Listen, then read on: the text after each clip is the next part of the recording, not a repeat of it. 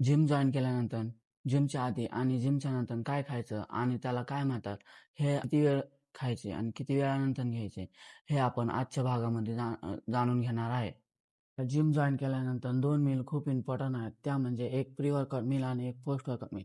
Pre workout meal pre workout meal म्हणजे आपण workout करताना आपल्याला इन्स्टंट एनर्जी भेटावी त्यासाठी आपण प्री वर्कआउट मील घेतो आणि वर्कआउट नंतर जी मील घेतो त्याला पोस्ट वर्कआउट मील होतं. त्यामुळे आपल्या बॉडीची रिकव्हरी फास्ट होते.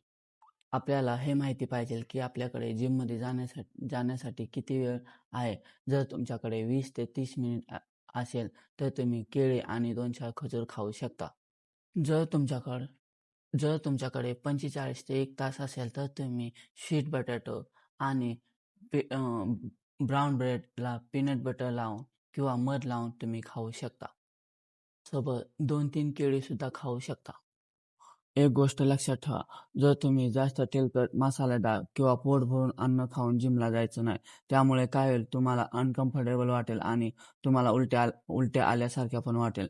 त्यामुळे तुमचा वर्कआउटही चांगला होणार नाही. वर्कआउट नंतर जे आपण मील घेतो त्याला आपण पोस्ट वर्कआउट मील म्हणतो. त्यामध्ये कोणते कोणते पदार्थ येतात? सगळ्यात जास्त आपण वर्कआउट नंतर प्रोटीन घेतो. त्यामुळे त्यामुळे आपल्या बॉडीची रिकव्हरी फास्ट होते.